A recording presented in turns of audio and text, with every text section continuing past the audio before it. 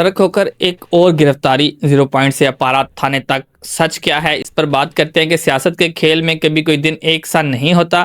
آج جس کے ہاتھ میں طاقت ہو، کل وہی فرد ایک چیک پوسٹ پر روک کر سوالوں کے سامنے کھڑا ہو سکتا ہے۔ اسلام آباد میں ایک معمول کی چیکنگ نے ایک بار پھر سیاسی ماحول کو ہلا کر رکھ دیا۔ فرق ہو کر ایک ایسا نام جو کبھی طاقت کبھی تنازع اور اب ایک بار پھر گرفتاری کے ساتھ خبروں میں شامل ہے۔ سوال یہ ہے کہ کیا واقعی غیر قانونی اسلحے کا معاملہ ہے یا اس کے پیچھے کوئی اور کہانی چھپی ہوئی ہے؟ آج کا موضوع ہے جی فرق کھوکر کی تازہ گرفتاری اور اس کے تمام قانونی سیاسی پس منظر کے پہلو پر بات کریں گے کہ فرق کھوکر کی گرفتاری کب اور کیسے ہوئی، اس کے پیچھے کیا وجوہات ہو سکتی ہیں اور پھر ان کو کیسے رہا کر دیا گیا۔ اس پر بات کرتے ہیں۔ اسلام آباد میں زیرو پوائنٹ کے قریب ایک معمول کی چیکنگ کے دوران پولیس نے ایک گاڑی کو روکا۔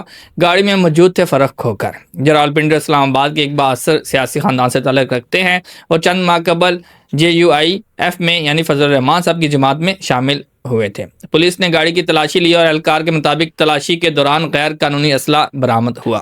اس سے پہلے بھی ایک دفعہ ان کو گرفتار کیا گیا تھا، اسلام آباد سے ہی گرفتار کیا گیا تھا اور اسلام آباد میں اس وقت بھی ان پہ یہی الزام لگا تھا کہ غیر قانونی اسلحہ ان کے پاس ہے اور اس دفعہ بھی یہی ریزن بتائی گئی کہ غیر قانونی اسلحہ ہے۔ موقع پر لائسنس پیش نہ کیا جانے پر پولیس نے انہیں موقع سے گرفتار کیا اور اپارا تھانے منتقل کر دیا گیا۔ میں نے جو ویڈیو دیکھی اس ویڈیو میں جو صحافی حضرات ہیں، جو اینکر پرسن ہیں، وہ ان سے پوچھ رہے تھے کہ آپ کو گرفتار کیا گیا اور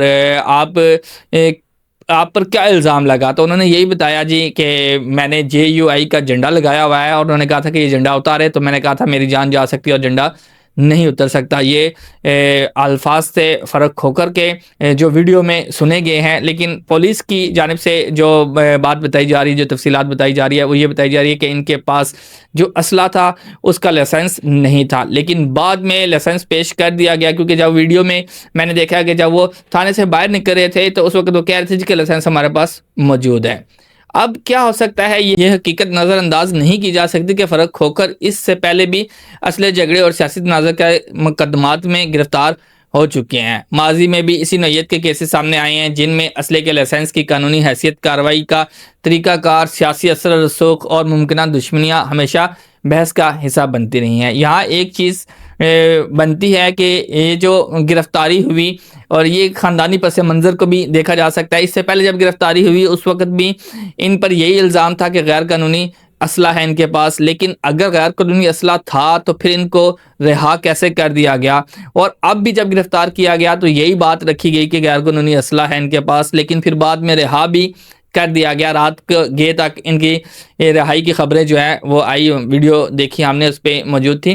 اب یہ ہے کہ اگر ان کے پاس لائسنس موجود ہے تو پھر ان کو گرفتار کیوں کیا جاتا ہے، اور اگر لائسنس موجود نہیں ہے تو پھر ان کو رہا کیوں کیا جاتا ہے؟ یہ دو باتیں ہیں اور ان دو باتوں کا جواب جو ہے وہ جلدی منظر عام پر آ جائے گا۔ پولیس کا کیا موقف ہے اس پہ ہم بات کرتے ہیں جی کہ اسلام آباد پولیس کے مطابق گاڑی میں سے برآمد ہونے والا اسلحہ غیر قانونی تھا۔ تمام قانونی پہلو کا جائزہ لیا جا رہا ہے۔ معاملہ سیاسی نہیں بلکہ خالصتاً قانونی نوعیت کا ہے، یہ پولیس کی طرف سے بیان ہے۔ اس سے پہلے میں اس کا تذکرہ کر چکا ہوں کہ آیا اگر ان کے پاس غیر قانونی اسلحہ تھا پھر ان کو رہا کیوں کیا گیا؟ پولیس ذرائع کا کہنا ہے کہ اگر اسلحے کے لائسنس بعد میں پیش کر دیے گئے تو معاملہ بدل بھی سکتا ہے۔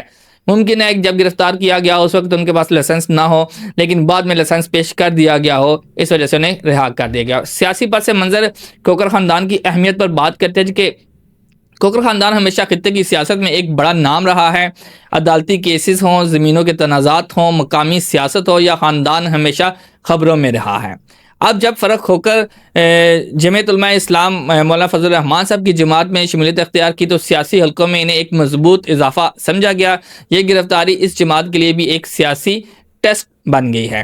اچھا، اس سے پہلے جو کھوکر خاندان تھا وہ پیپل پارٹی کے ساتھ منسلک تھا، اور پیپل پارٹی سے جب انہوں نے ریزائن دیا اور اس کے بعد سے سیاست سے تھوڑا سا کٹ آف تھے، لیکن فرق کھوکر نے اب سیاست میں دوبارہ انٹری ماری اور انہوں نے جمعیت علماء اسلام مولانا فضل الرحمان صاحب کی جماعت کو جوائن کیا۔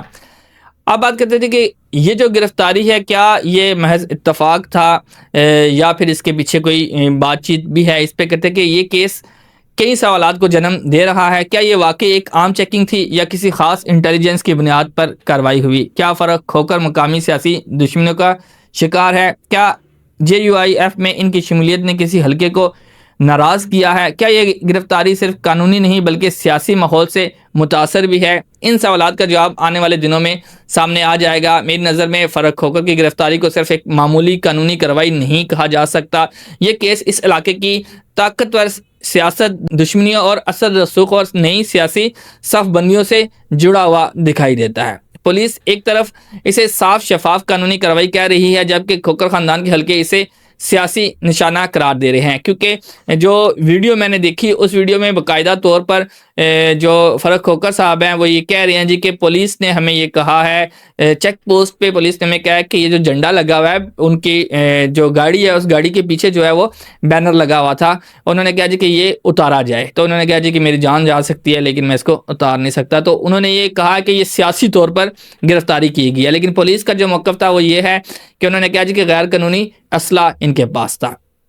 اب عدالتی فیصلے باقی ساری چیزیں ساتھ ساتھ چلتی رہیں گی، اسلحے کے لائسنس کے حوالے سے بھی بات ہوگی، فورنسک رپورٹ کے حوالے سے بات ہوگی، عدالت کی ابتدائی کارروائی جو ہے وہ بھی سامنے آئے گی، لیکن ایک حقیقت آج بھی برقرار ہے کہ اس ملک میں جس کے پاس طاقت زیادہ ہو اس کے مقدمات کبھی صرف مقدمات نہیں ہوتے، وہ ہمیشہ سیاسی، سماجی اور خفیہ پس منظر کے ساتھ جڑے ہوتے ہیں، اور فرخ کھوکھر کی یہ گرفتاری بھی اسی کہانی کا حصہ ہے۔ اور فرخ کھوکھر جو ہیں وہ رات گئے، ان کو رہا کر دیا گیا تھا۔ اب سوال آخر میں پھر یہی چھوڑ کے جاتا ہوں کہ اگر ان کے پاس اسلحہ تھا، غیر قانونی اسلحہ تھا، تو پھر ان کو رہا کیوں کیا گیا ہے؟ اور اگر ان کے پاس لائسنس تھا اور پھر ان کو گرفتار کیوں کیا گیا ہے؟ اجازت چاہوں گا، ملیں گے اگلے پروگرام پر۔ اللہ حافظ۔